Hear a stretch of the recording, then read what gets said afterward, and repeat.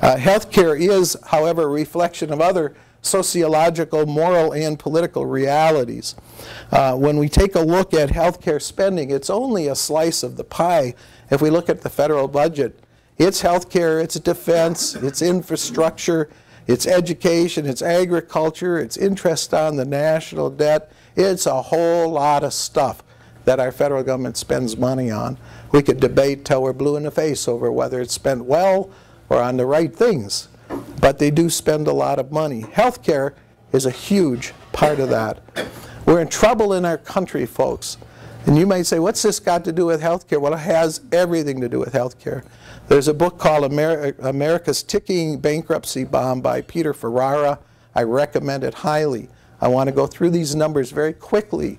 As Scott Henner will tell you, numbers and statistics don't play well on radio, but when you have a PowerPoint behind you, you can get away with it. Our gross domestic product is estimated at $15.6 trillion. That's the total amount of goods and services sold in the United States. Federal spending is estimated in 2012 at $3.73 trillion. When you add in state and local spending, and then you do what are called the shifts, you end up with about $6.2 trillion in spending by governments across the United States. 6.2 trillion. The federal deficit was estimated to be this year 1.1 trillion. That's on top of the 4.5 or 5 trillion that we've accumulated since 2009. This has now been adjusted upwards, by the way, to 1.2 trillion.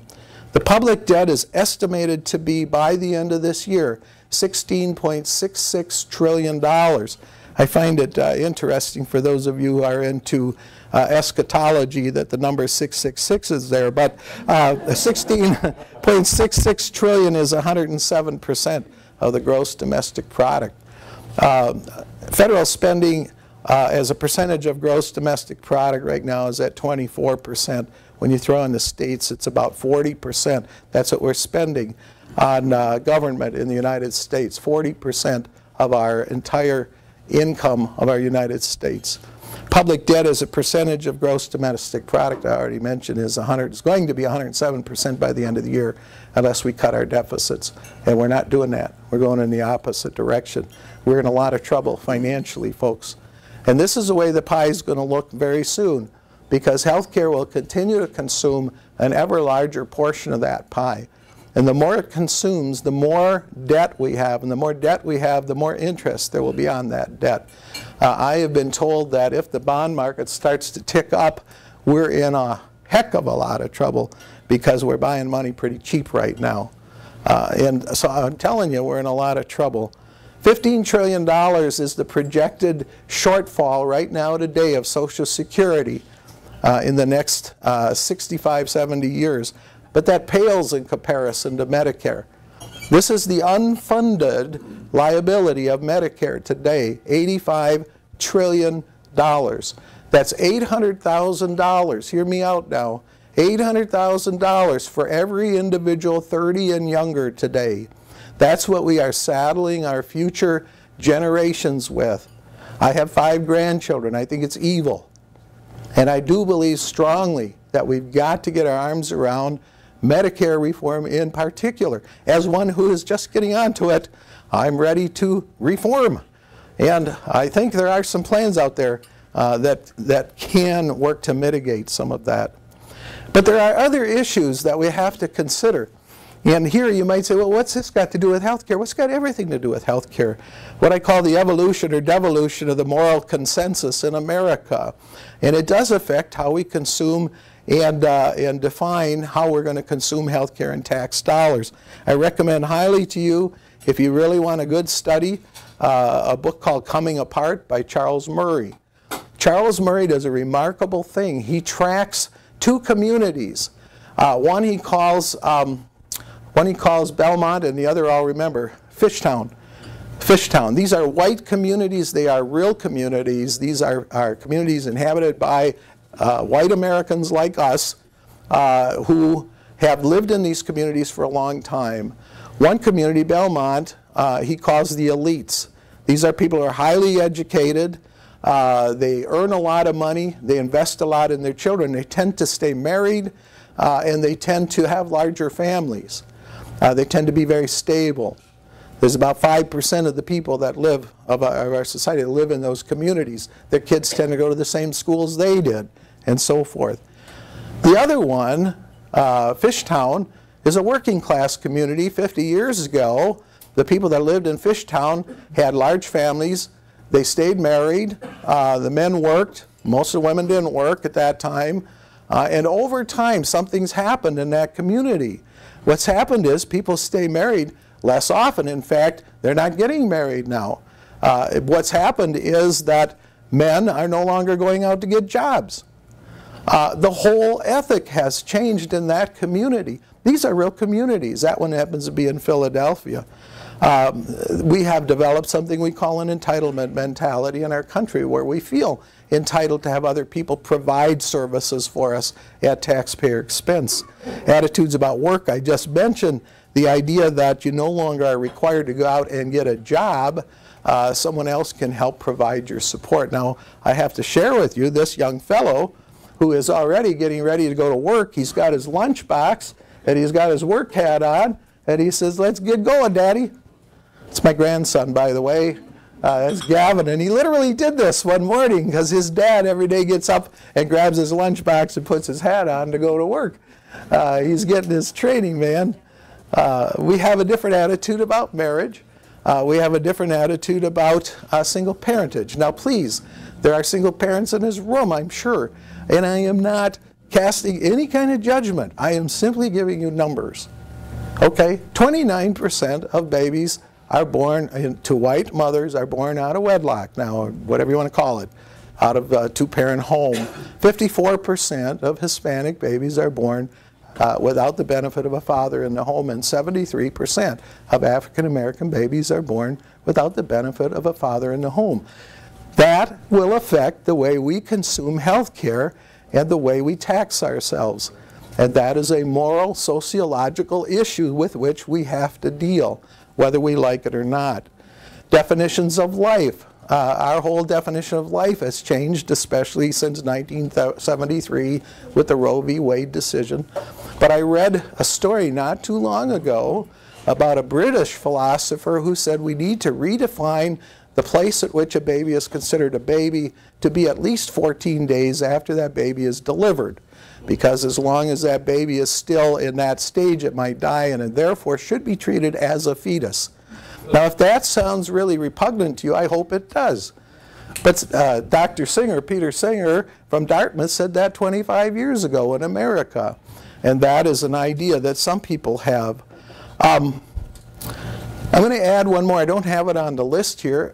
This one is rather startling because in healthcare reform we talk about preventive healthcare. What is preventive healthcare? Well, there's an article that I read about a family that had an 18-month-old girl who told her mom and dad that she was a boy and that she wanted to live as a boy. And this was to tell the story about a new emerging movement, a sociological movement, family movement, in which children were deciding at an earlier age that they didn't want to be the gender that they were born with. And so the recommendation in terms of dealing with this as a healthcare issue was that we should have preventive health care that would withhold provide certain hormonal treatments to withhold the onset of puberty until that child could decide what gender it is. And that is some kind of thinking, minor as it is, that is out there in our society that is, I think, an indication we're coming apart a little bit. One of the 25 keys, which is my book, 25 Keys to Redesign U.S. Healthcare, is that Americans want to live without restraint, and they want somebody else to pay their medical bills. This is evident in very many categories of human life. This is a circle of life, I call it. The Affordable Care Act puts a lot of weight on preventive preventive health care. I don't want to have too many of those haircuts anymore. Preventive health care. If we could just keep ourselves from getting sick, then we'll die of nothing someday.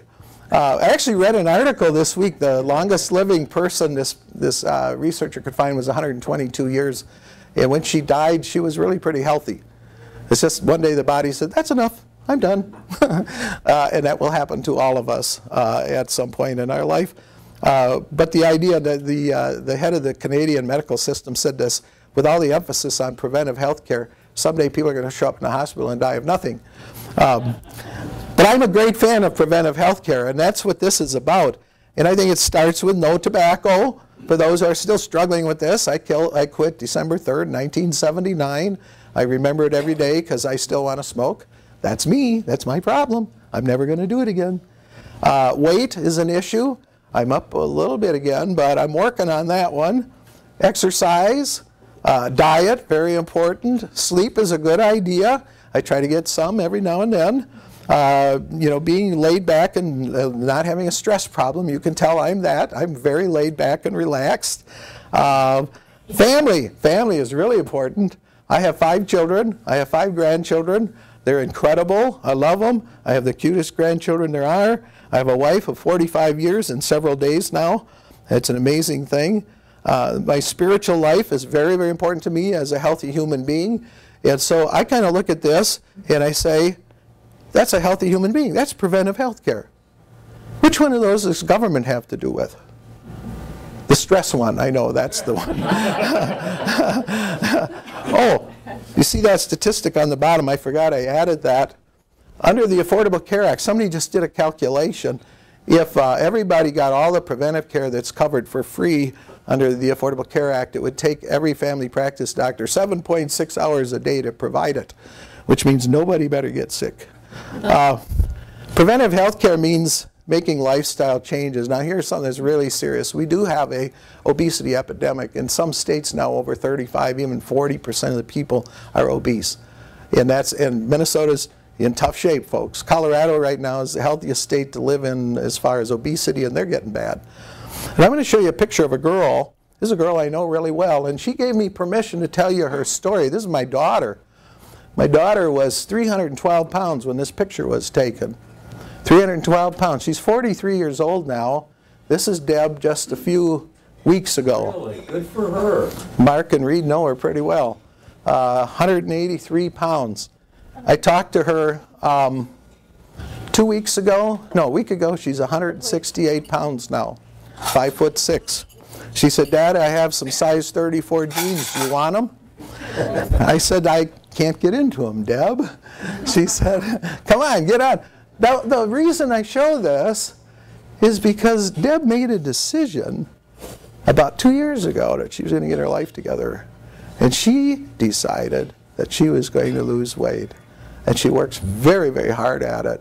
There's no government program that could help her do that. In fact, to tell you the truth, she's been on lots of government programs, and they've done just the opposite. It's an amazing thing. Preventive health care requires getting your own act together, heading to the fitness club, and this one in California, of course, makes it easy because you don't even have to climb the steps.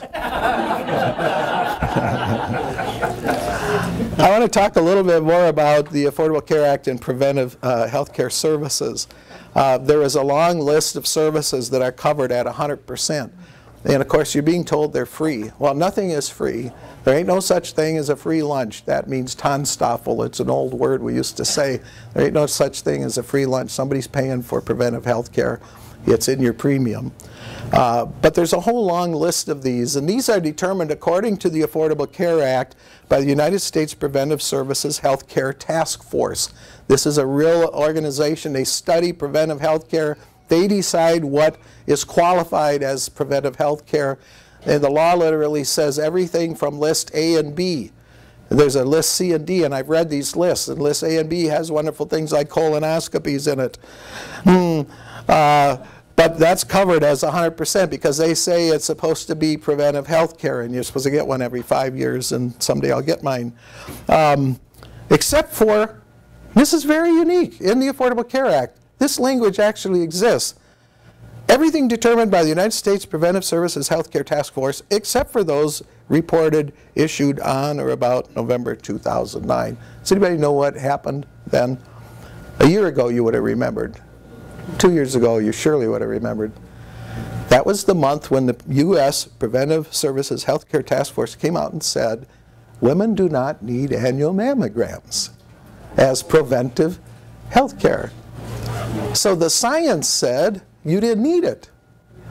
Oh my gosh, the politics said it in a hurry, you will get it. And so it was put back in. And the only reason I use that is to demonstrate the political nature of health care. Even what science defines as preventive has now been changed because of political pressure.